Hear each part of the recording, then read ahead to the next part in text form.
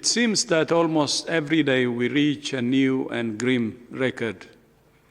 Yesterday, more than 183,000 new cases of COVID were reported to WHO, easily the most in a single day so far.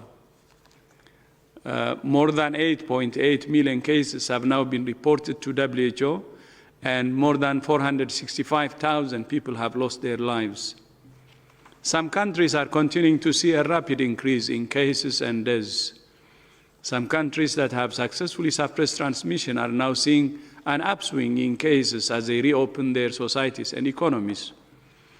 All countries are facing a delicate balance between protecting their people while minimizing the social and economic damage. It's not a choice between lives and livelihoods. Countries can do both. We urge countries to be careful and creative in finding solutions that people stay safe while getting on with their lives.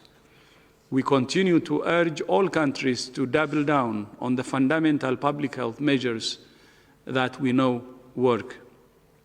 Finding and testing suspected cases works. Isolating and caring for the sick works. Tracing and quarantining contacts works. And protecting health workers works. At the same time, these measures can only be effective if each and every individual takes the measures that we also know work to protect themselves and others. Maintain physical distance, continue cleaning your hands, and wear a mask where appropriate. Just as we do the things that we know work to prevent the spread of the disease, we're also learning more about how to treat the sick. Although the data is still preliminary, the recent finding that the steroid dexamethasone has life-saving potential for critically ill COVID-19 patients gave us a much-needed reason to celebrate. The next challenge is to increase production and rapidly and equitably distribute dexamethasone worldwide, focusing on where it's needed most.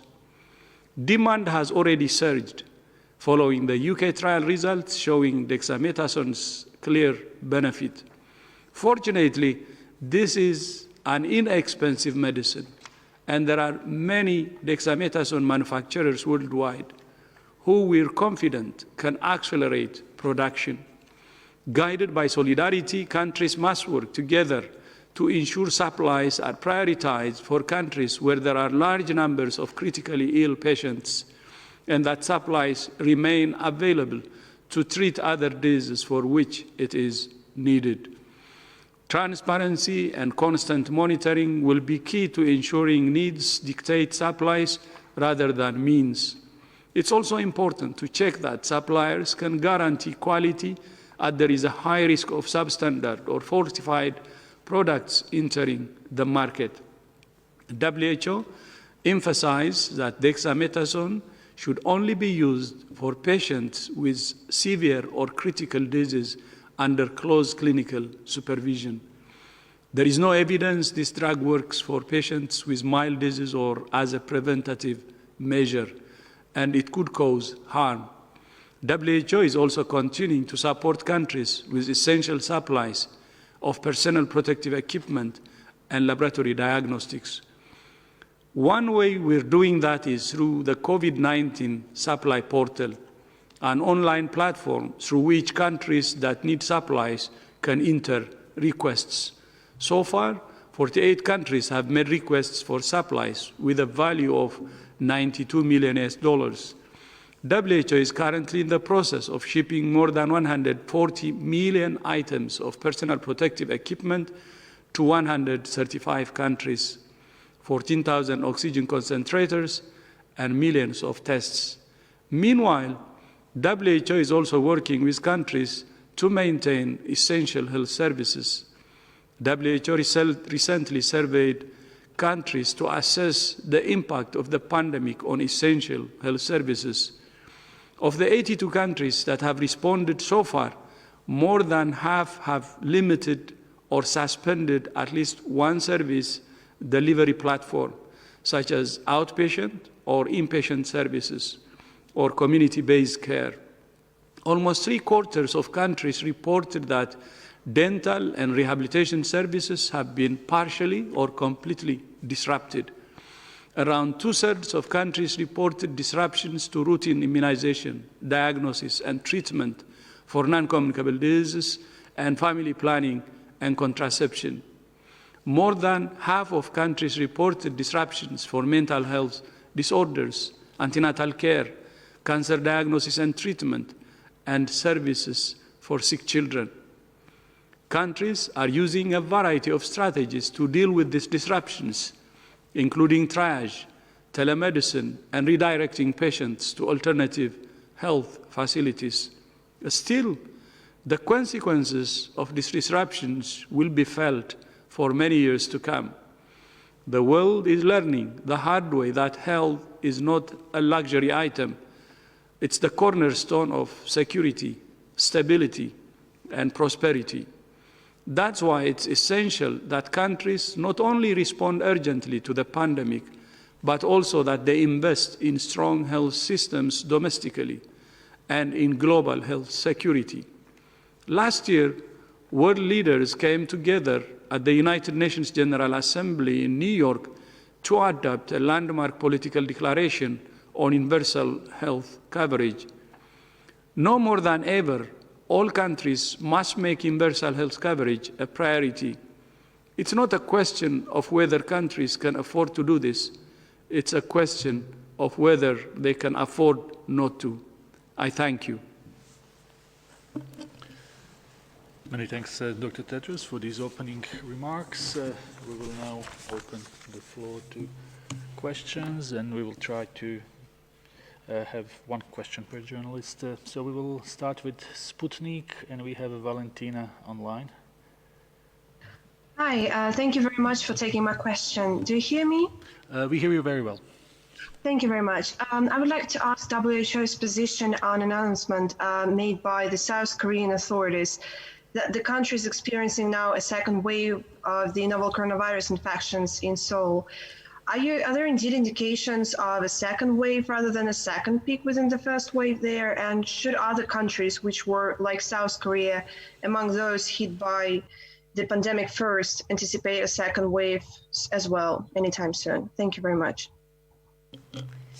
So thank you for the question. I can start. So yes, I mean, there are many countries right now that which have had success in suppressing transmission and bringing human-to-human transmission down to a low level that are starting to see increase in cases. And there's a number of reasons for that. They've either seen outbreaks in certain settings or closed settings like we've seen related to either religious events or related to outbreaks in dormitories of expatriate workers or in different types of facilities. Whether that's a second wave, you've heard us speak about this before, where any opportunity that the virus has to take hold, it will. And it's really important that countries are in a position to be able to rapidly detect these cases and put everything they can to isolate cases so that the outbreaks don't become larger and that these small numbers of cases don't become clusters and that these clusters of cases don't become community transmission again. Korea has a lot of experience in dealing with COVID, like all countries do now, and in particular when they see outbreaks that are occurring in specific settings and they know what to do. So we urge all countries to be at the ready to be able to detect any cases that pop up, regardless of where they may be.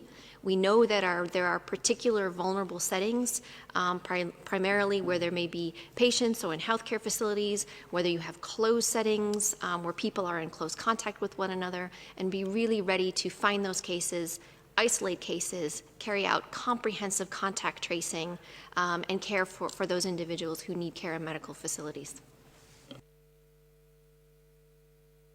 Yeah, and if I can supplement, certainly I'm not aware of an announcement by the Korean authorities on the subject that you mentioned, but I can note that there's only been a 3% overall increase in cases in Korea in the last week, and in fact I think only 3 deaths reported in the last week. But what is clear is there have been new clusters in multiple settings in Seoul. The overall number of cases actually in South Korea is very, very stable, or actually dropping. These new clusters, obviously, they're linked to various settings, to clubs, to shelters, to amusement parks, and to particular settings in which transmission has been diagnosed. My understanding is that the vast majority of cases being detected are linked to existing and recognised clusters, and as such the South Korean authorities still have great visibility over where the virus is and the dynamics and the chains within which the virus is transmitting. But that's a constant struggle to stay ahead of the virus. So continued vigilance is extremely important. I know the Korea Centre for Disease Control and the government in the Republic of Korea are hugely skilled now in detecting clusters and investigating clusters, and in doing the kind of targeted measures that allow them to bring these clusters under control. But it is a challenge for all countries, and I think South Korea, with other countries, demonstrate that even when you get down to very low incidence, you still have to have a very strong public health surveillance system, and you still have to have a very capable public health infrastructure. You still have to have a population that is willing to take the necessary actions. And I think what we see in the Republic of Korea is a highly engaged community that believes in science, believes in its authorities, and is willing to implement measures at a subnational level that are aimed at reducing transmission. So from that perspective, I would say that Korea is still on track with its disease control efforts, but like all countries, there are always risks of any disease getting out of control. Many thanks. Next question comes from Juan Miguel Hernandez from El País. Juan, can you please unmute yourself? Aló. Hello? Hola. ¿Me oye? Hello, can you hear me? I wanted to ask, with regard to reports in recent days of people in Spain who have said they have persistent symptoms of coronavirus, cough, fever, respiratory difficulties, and this over the last 3 months. What's the research ongoing or the WHO's perception with regard to that? Thank you. Thank you for this question. Yes, we're working through our clinical network and with clinicians who are dealing with patients infected with COVID-19 to understand not only how the patients are dealing with disease and what kind of disease they experience while in hospital, but after they recover and when they are released from hospital and they go home. We have guidelines around rehabilitation and follow-up of those who do recover. And we should say that we are seeing millions of people who are recovering from COVID-19, which is a very good sign. But indeed, there are people who have persistence, some people who have persistent symptoms, like a long-term cough, like a dry cough for some time. They may feel quite fatigued for some time. It may feel some shortness of breath while they're climbing stairs. But we are working to better understand what recovery looks like, and more specifically and more importantly, what type of long-term care, if needed, what does that look like for people who have recovered? We do know people who have more severe infection, who've perhaps been intubated, may have some damage to their lungs, and that may take a longer time to recover. But again, we're still learning about this disease. We're still learning about how people recover and what care they need after they are discharged from hospital. Thank you. Next question coming from AFP, Nina Larsson. Hello, Nina. Hello, hi, can you hear me? Very well. Okay, thank you for taking my question. I wanted to ask, following the release of data from a National Health Institute study of wastewater in Italy last week, suggesting that the novel coronavirus was present in 2 large Italian cities in December. I was wondering if WHO is still confident that the virus source is in China, or if you're aware of other wastewater studies showing similar results that might raise questions about the understanding of when and where this pandemic actually began? Thank you. And this is the Italian findings. I think are very interesting. I don't believe that live virus was cultured, but I do believe it was related to RNA fragments.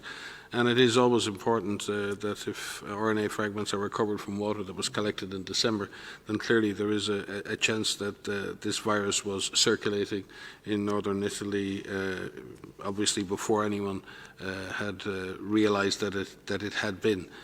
Having said that, the documented importation of cases which temporarily, from a timing point of view, led to the explosion of cases. What's not clear is to what extent the presence of the virus or the potential presence of the virus in the environment before the known importation, in what way did that contribute to the amplification of disease at community level? So it's very important that these results are further pursued.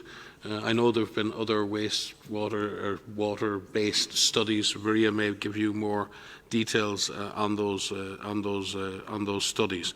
But it is important. These are important findings, and it's very important that they're pursued. I don't think at this point it changes the hypothesis on disease origin per se, but we must remain open to any scientific findings that offer us clues as to the potential emergence and amplification of this disease in human populations. Maria?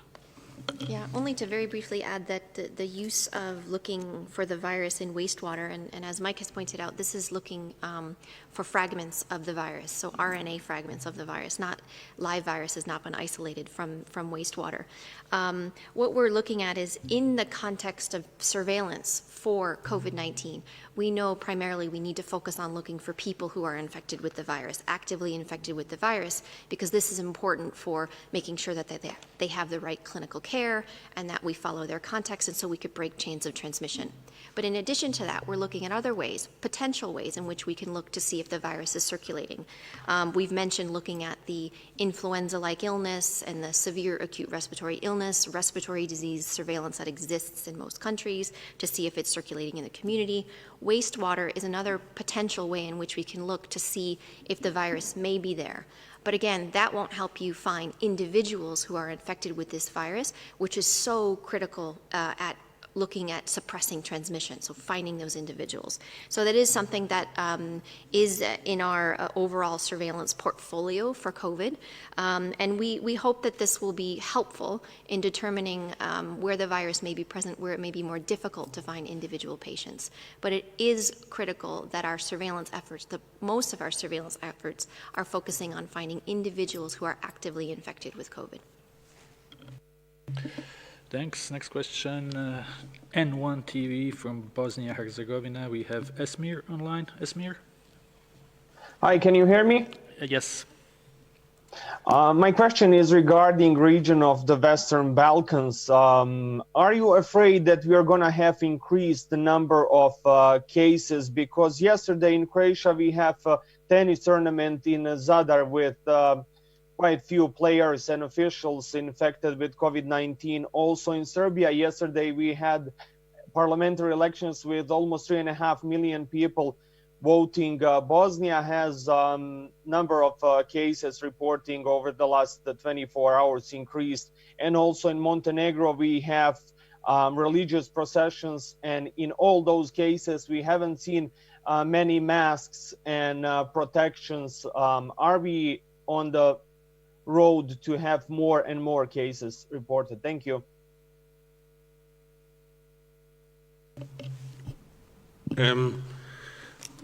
From the perspective of the Western Balkans and also countries further to the south, certainly they have been in the main less affected than other countries in the European region early on in the epidemic.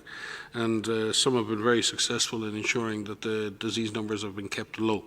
But as we've said, in other countries in Asia, they've managed to get their numbers very low, and in countries that still have low numbers, there is always the chance of disease amplification, particularly in association with mass gatherings. We've seen that in some of the outbreaks in Europe and in other places where amplification events can occur, super spreading events can occur, and disease can explode very quickly. We've seen super spreading events in any number of different settings, mainly in closed indoor settings, both occupational, residential, and other settings. So there are always risks, and it's really important that the gains that have been made by countries in the Balkans that have avoided the worst of this disease, that they continue to sustain those efforts. And it is very important that the same measures are applied, that people are aware and are applying hygiene measures, that physical distance is being respected, even in the situations of low incidence, that people are wearing masks in the appropriate settings, and that organisers of mass gatherings are aware and managing the risks associated with those gatherings. All countries have specific recommendations related to the gatherings, the size of gatherings that can occur, and how those should occur and how risks should be managed. I can't specify for any individual country what those are, but organisers of gatherings, whatever those gatherings may be, should respect the advice of national authorities and try as best as possible to implement those. The measures that are being advised are very simple, they're very practical, and it's incumbent on all to apply them. And we do hope that the countries in the area that have had a great deal of success in keeping the numbers low will continue to do so if those measures are applied in a systematic way. Next question is for Sarah Newey from Telegraph. Sarah? Hi there, can you hear me? Yes. Brilliant. There's been reports that today that Africa is nearing 300,000 cases. I just wondered, I mean, how much do you think that's an underestimate? And do you think that Africa could be the next hotspot? We've seen it's obviously focused in Latin America and North America at the moment, but are you concerned that might shift in the coming months?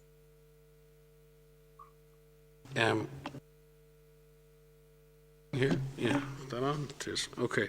Yeah, I think the situation in Africa is mixed, and I think Africa is a very large continent, both in the sub-Saharan sense and North Africa, which are in two different WHO regions. But you know, we've seen increases of disease in some countries in excess of 50% in the last week, and we've seen other countries with very, very stable numbers. But in general, the numbers are on the rise. In Africa, we've seen large increases in places like South Africa. We've seen increases in places like Benin, in Eritrea, in Ethiopia, in Burundi. What we haven't seen yet are large increases in the number of deaths. So Africa, at this point, is still avoiding the large proportion of deaths that have been associated with this disease in other continents. Now, there are important caveats here. Testing is not as frequent in Africa, so there clearly could be underreporting of cases. Hospitals do not appear in most countries to be overwhelmed, but in certain countries, like in Nigeria and in heavily populated areas like Lagos, hospitals have come under significant pressure. So I would say the situation in Africa in general is very mixed. It very much depends on the context in which people are living. Larger cities seem to be more affected. We've seen outbreaks in refugee camps. We've seen as I said, increases in cases in a number of different settings. Will Africa be the next epicenter for this pandemic? I certainly hope not, because the health systems in Africa in general are weaker than in other parts of the world. Populations, while they have the benefit of an age profile that's much younger, there are many people with underlying conditions. There are many, many vulnerable people.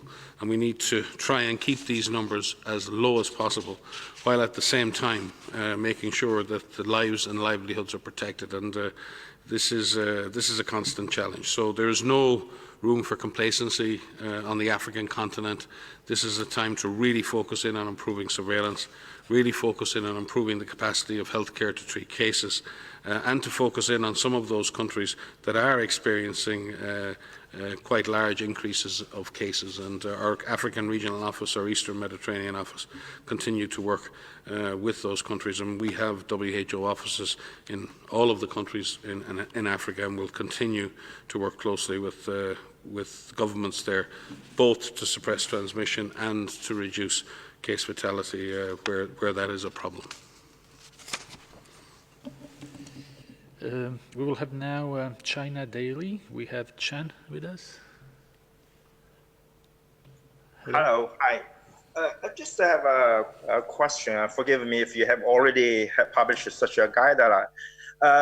Countries who have actually reopened lately, I mean, like Europe or some other places, people started traveling. So has WHO published guidelines on travel industry? I mean, how, like, whether car rentals or hotels could be safe? I mean, wouldn't it become a super spread?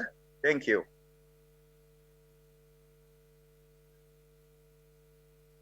I can start, and maybe Mike would like to supplement. Yes, I mean, we are working very closely with the travel and tourism industry to support them in the process of opening up and the process of having travel that's safe, and making sure that we reduce the risk of transmission within facilities related to travel. So we do have a series of documents out on guidance around hotels. We're working with the airline industry to look at the safe resumption of flights, and we will have more guidance coming out in the coming days on this to be able to support the safe reopening. But it is important that while people travel through the whole process of travel, leaving their home to where they reach their destination, that is done in a safe manner.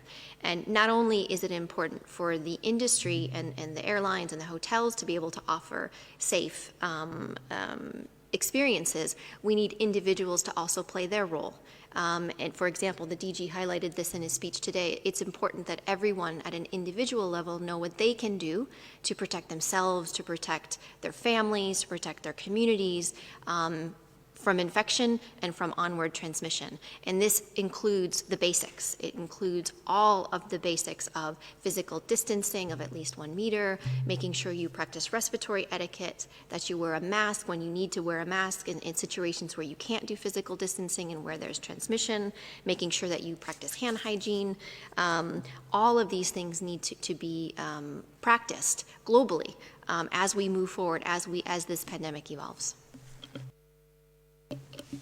And as Marie said, we will be issuing further guidance in the coming days as countries open up to travel between each other. But again, I think it's important to emphasise that it's the responsibility and duty of each sovereign state to put in place the protections for its own population, and that applies not only within countries but with regard to travel into and out of any given country.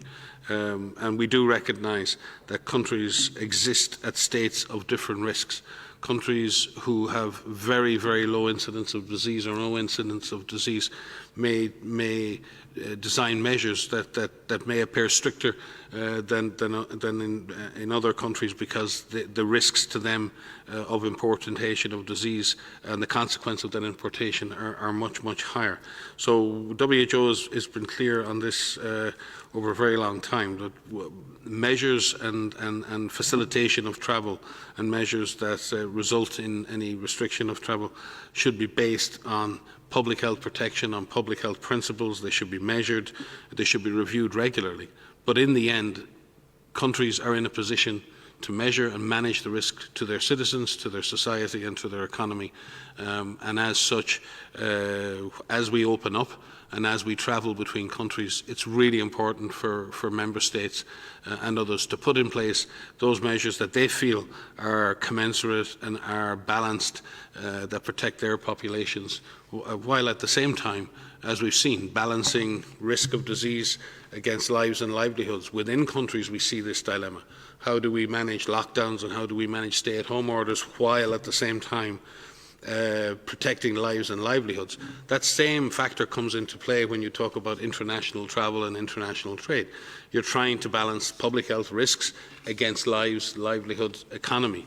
And it's not an easy challenge for any government. It is a dilemma. It involves trade-offs. There are no zero risks.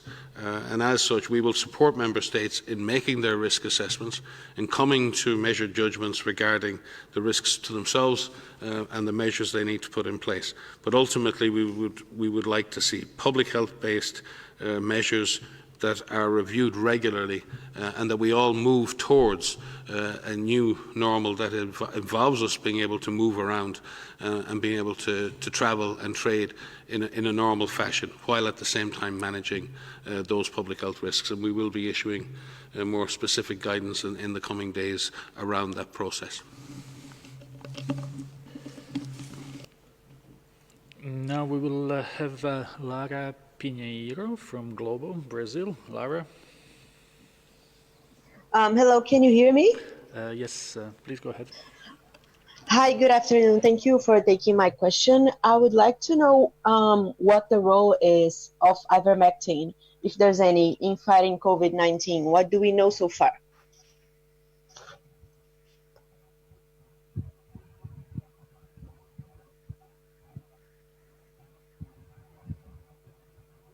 I think we had this question some time ago. We'll have to get back to you on the details. I mean, there are many, many molecules and older drugs that have been tested as either prophylaxis or as treatment. We'll have to get back to you on whether or not there are any ongoing trials using ivermectin. We'll probably get back to you before the end of the press conference. We just need to check that we give you the right information. Okay, Lara, stay in touch. We will provide that. We will now hear from Reid Wilson from The Hill. Reid? Sorry about that. Can you comment on the rising number of cases in the United States, particularly in southern states? What do you make of the rise in both positivity rates and cases among younger people?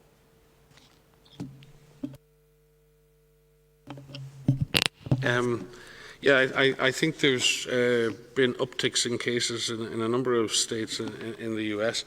I'm not 100% sure about the age profile, but I've seen the reports that some of this is amongst younger people. That may reflect the fact that younger people are more mobile and are getting out and taking advantage of the reduction in the restrictions of movement. And this is something that WHO has spoken about many times. Many countries have experienced clusters of disease or upticks in the aftermath of reducing stay-at-home orders or allowing population mobility to happen. What we've said, and I believe the scientists in the US are saying this over and over, is that maintaining vigilance around physical distance, personal hygiene, the wearing of masks according to the national guidelines, and where appropriate, the increase of surveillance so that clusters are investigated, testing, tracking, isolating cases, quarantining contacts. This is what needs to continue. And I believe that is happening in many countries and in many states in the United States. So I think it's for at the federal level, I'm sure our colleagues there are looking at this and what the implications of this are, state by state. Each state is unique, and I'm sure each state is looking at the implications of this for their population. What is clear is that the increase is not entirely explained through just increased testing. There's some evidence of increasing hospitalizations, but this was always a possibility when restrictions are lifted, and again has happened in many countries. The issue is not the rising numbers per se. The issue is what is to be done to bring those numbers back.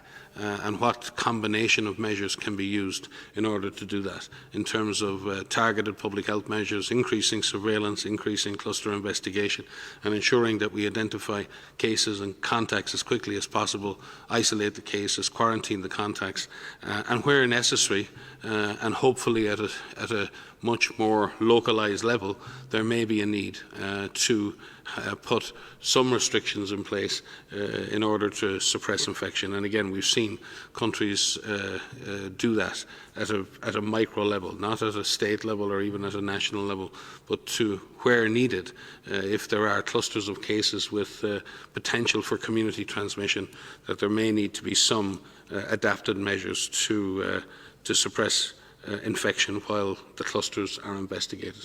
Yeah.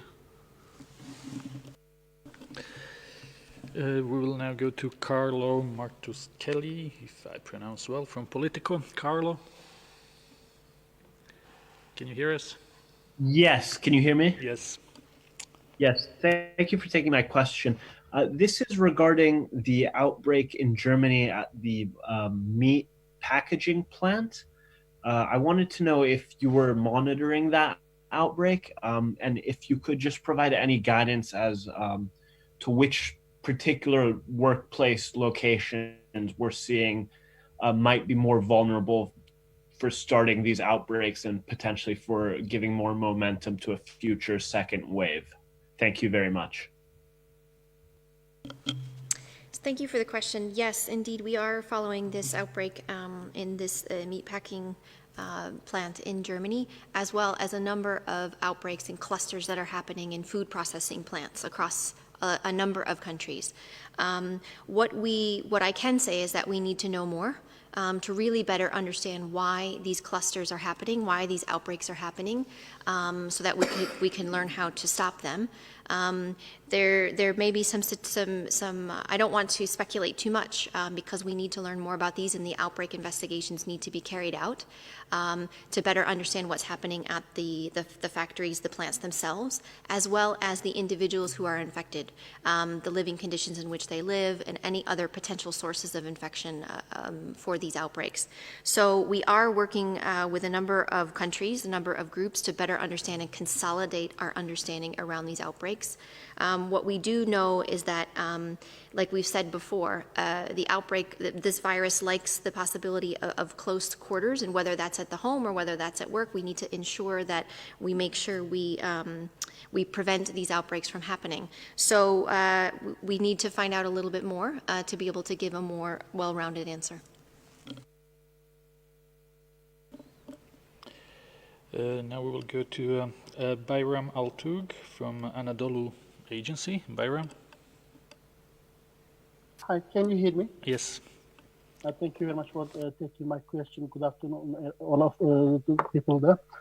My question is also related to Italy. Professor Alberto Zangrillo, head of intensive care at Italy's San Raffaele Hospital in Lombardy, has said that the new coronavirus is losing its potency and has become much less lethal. He said that COVID-19 mutates over time and hopefully one day will become a common cold virus. It can also be noted that while the number of cases broke a record in recent days, there is no serious increase in the number of deaths. In the light of this data, do you think the virus is really loses its effect? Thank you. I will begin. So thank you for this question. We've mentioned before that there's a large number of virologists and scientists that are looking at this virus as it emerges in all countries. And I just checked today, and I saw there's more than 49,000 full genome sequences that are available that we're looking at to determine if there are changes in the virus.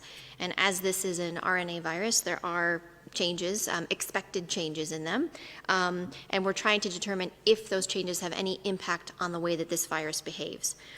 We haven't seen that yet, but we have a group of people globally who are looking at this to make sure that we are paying attention, to make sure that all of the viruses that are shared, and we're grateful for countries for sharing these sequences, determine if any of those changes will mean a different change in behavior.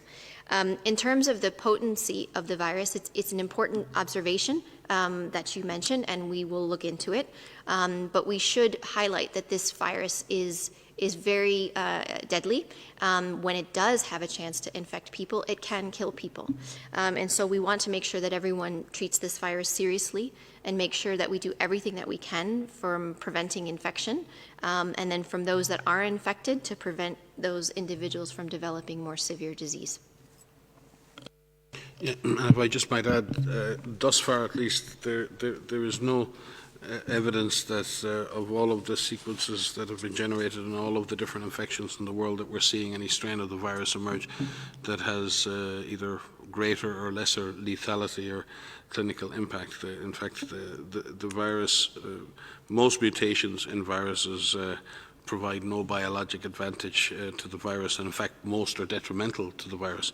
But in some cases, just now and again, this is the process of evolution for all DNA and RNA-based organisms. Just now and again, a single mutation or a few mutations can result in the virus changing. And what we're always watching out for is any change that changes the clinical impact of the disease, makes it less or more virulent, but also changes that might reduce the effectiveness of therapeutics or vaccines, or that might affect transmissibility or likelihood of transmission or the route of transmission. Or, in this case too, changes to the virus can reduce the effectiveness of our testing, because our tests are based on recognizing very often the genetic sequence of the virus. So we constantly monitoring the genetic sequences, because it can affect diagnosis, it can affect treatment, it can affect vaccines, and it can affect the clinical impact of the disease and the patterns of spread. So because of that, we maintain very strong vigilance with the network of virologists and others around the world. In fact, I think within the laboratory working group there is, Maria and the team have put together a very specific group of virologists and genetic experts who are constantly reviewing the sequences and looking out for exactly those signals that you mentioned. But with regard to the real-world observations, we are not observing a significant difference in behaviour of this virus in any of the areas that I mentioned, either in terms of its transmission, its clinical lethality, in our diagnostic capacities, nor in the impact of therapeutics. Thank you, Dr. Ryan. We will now take a question from Sophie from South African broadcaster. Sophie.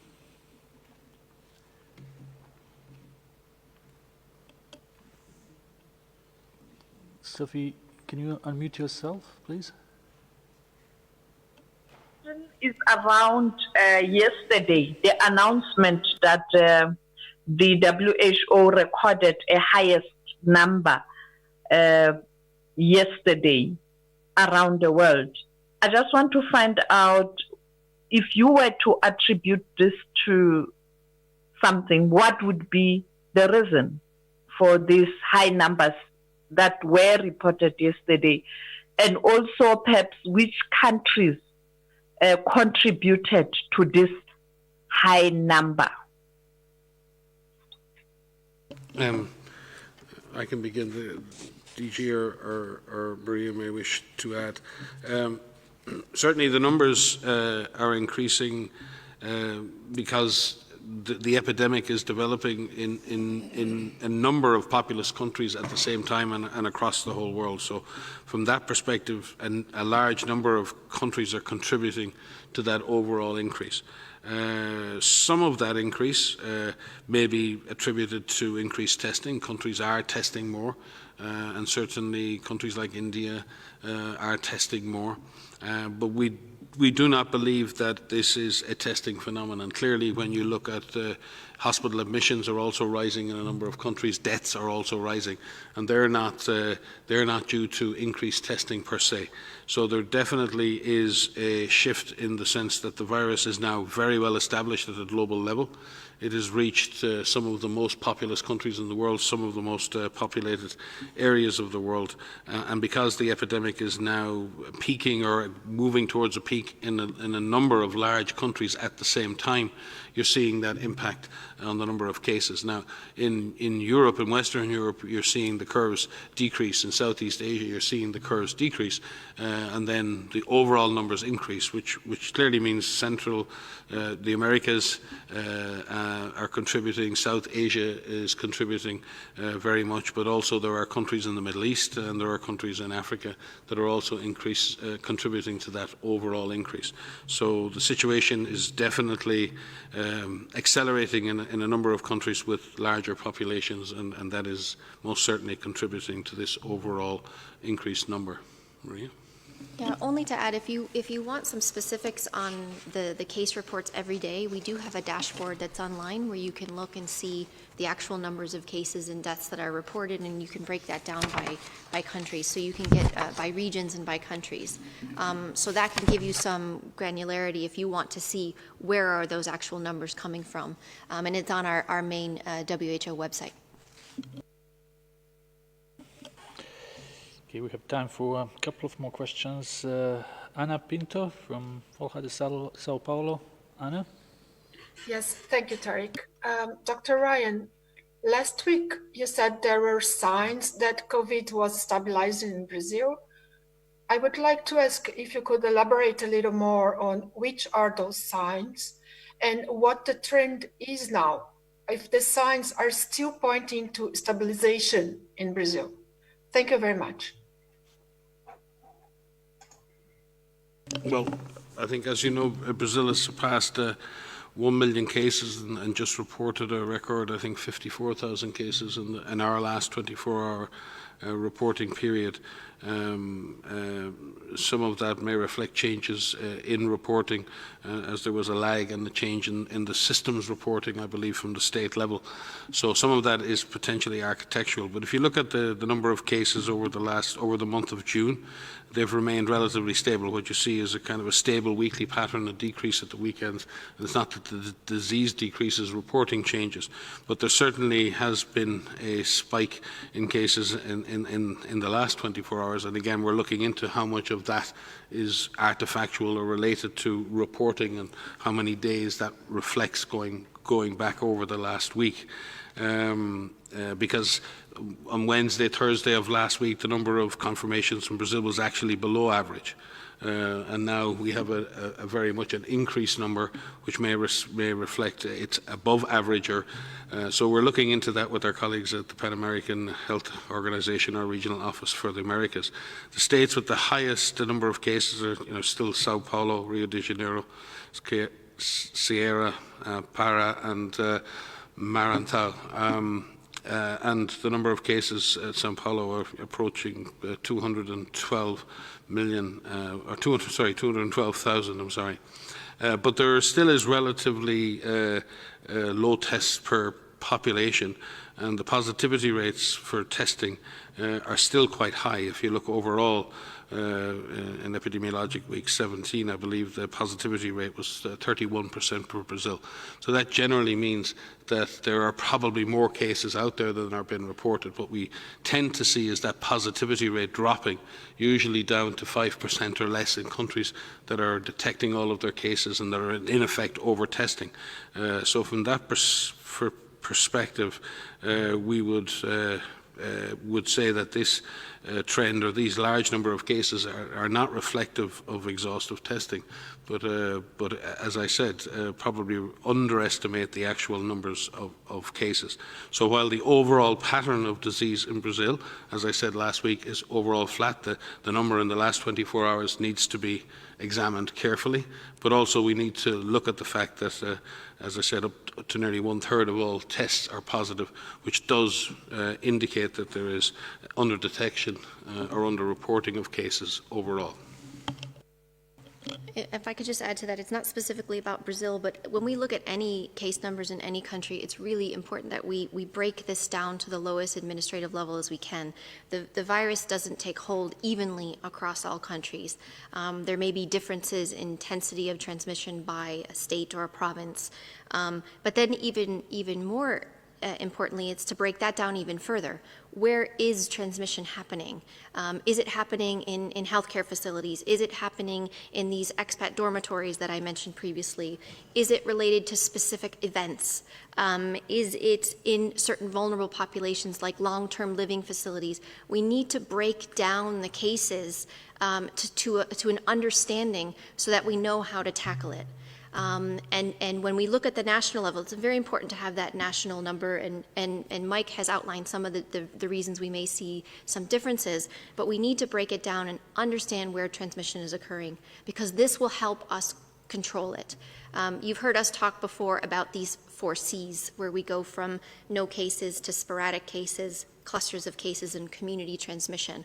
And what we're aiming to do with the testing and isolating and caring for cases and contact tracing is to bring transmission down from community transmission to clusters. And once we understand where those clusters out, to bring those under control and move that back down. And so as much as we can, and this may be very difficult, especially in countries that are experiencing community transmission, is to really break down our understanding to the lowest administrative level as we can, and use our resources where they need to be used most intensely based on that epidemiology. And if I could add, Tariq, because I answered the question directly in relation to Brazil.